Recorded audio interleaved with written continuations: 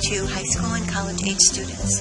Welcome to another tutorial. I'd like to introduce you to Connectmath.com and show you some ways that it can be useful to you in your study of math. This tutorial is intended for students enrolled in my online 0481 math class. However, the information here can be useful to anyone studying algebra. Today's objectives are: introduce the features included in Connectmath and learn strategies for inputting your answers. In order to get onto the Connectmath website, you need to start by going to http://www.connectmath, that's all one word, .com, and that should take you here to the sign-on screen. In order to sign on to your account in Connectmath, you will enter your login name and your password that you received on your registration papers when you registered for this class. I'm going to click login right here. Your screen might look a little different than mine in some places because I'm signing on as an instructor. I'm going to click on Math 0481 right here. You can see there's a list of homework assignments here that you could choose. Right here, the Showing Category button. You can look at all of your assignments. You can look at homework assignments only. You can pull up a menu of quizzes, tests, and other assignments. For this course, the only thing you're going to find on here is homework and quizzes. I've got some messages here. We aren't going to be using the discussion board feature of Connectmath because we will be using the discussion board feature in our Blackboard. Let's see what else is available out here. I like this one, ebook. I'm going to make that screen a little bigger. Right here you can see ebook. We're going to have your entire textbook online. Next, I want to show you what's available under the resources tab. We have some things here to help you study. Let's take a look at what's under videos quickly. And we can check out any chapter we like. Let's try chapter 2. This lady in orange is Sherry Messer-Smith, and when she explains the problems on her videos, I'm sure she's going to explain it pretty much along the same lines that she did in her book.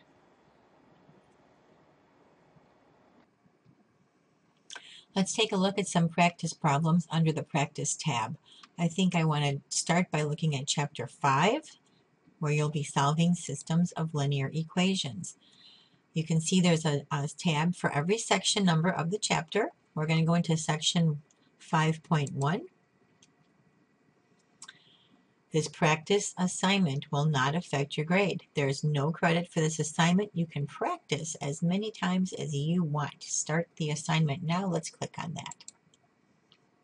There you go. This is what the screen's going to look like as you're doing homework and quiz questions. Now, we haven't learned yet how to do this, but I want to show you the different ways questions will be presented to you. This is going to be a multiple choice question. Either it is a solution or it is not a solution. Let's just grab one. I said it's not. Check the answer right here. And the answer was wrong. I didn't know what I did wrong. So right here it says try another. We can try another one just like it. It'll explain to us how to do the problem under guided solutions. They're not going to do it for us. They're going to make us do it, but they're going to walk us through the steps that we need to think through. Show an example.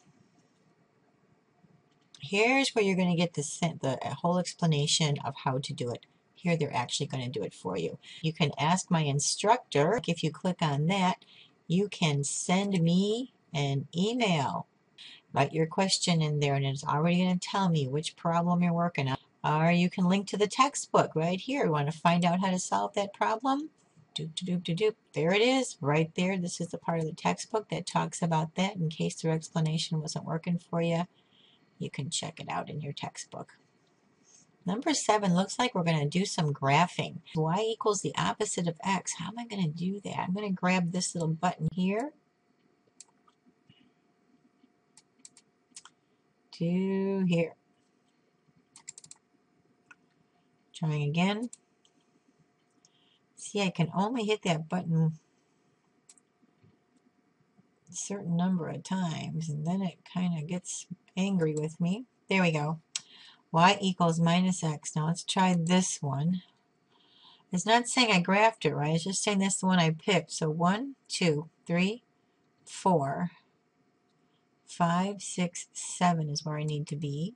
And you'll learn how to figure that out later. But let's just say we know. There we go. Okay, I admit it. I dragged that one out a little bit, but that's because I wanted to show you that graphing on Connectmath can be a little tedious. I don't want you to lose points on your quiz because you didn't take time to do homework on Connectmath. Let's go back to an easier problem. I want to show you a different kind of answering situation. We're here on the practice screen. I'm going to change to Chapter 2, Section 1. Let's take a look at the preview assignment. Start the assignment. Okay, they want us to rewrite this expression using exponents. When I click on the box to put the answer, this menu comes up on the side, all different formats and keys that we can use. This is going to be written as an exponential, so I'm going to choose this box right here. Okay, so I'm going to put the base here, which is 5, and the exponent, which is 3. Check the answer, and there we go. Always so nice to have some positive reinforcement there. Okay, now we're going to try something really fancy. We've got a fraction being raised to an exponent. Let's check this out. The first thing we need to remember is that we want the whole fraction to be raised to the power, so we need to put parentheses on it. I'm going to click in the box here, and I notice on my menu on the side there is no parentheses. So where in the world am I going to get a parenthesis from? What I'm going to do is click on the text box, and once I'm in the text box, I'm going to use my keyboard to do shift and type in a regular parenthesis there. The next thing I need is the fraction. So I clicked on the fraction box. My numerator is an 8, denominator is a 9. Next thing I need to do is get out of that fraction box. I need another text box to close my parentheses with the keyboard, the shift key and the close paren. And the next thing I need is the exponent box. I think we have 1, 2, 3, 4, 5, 6, 7 of these here. Put a 7 in the exponent box and cross your fingers, check the answer, and yes, we made it. Thanks for watching. I hope you found some ways to make Connectmath.com work for you.